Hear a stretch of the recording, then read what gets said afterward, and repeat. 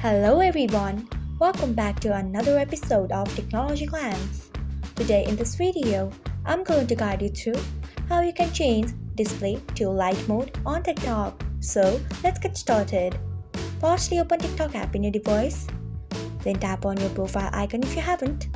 Next tap on three lines icon. After that, tap on settings and privacy.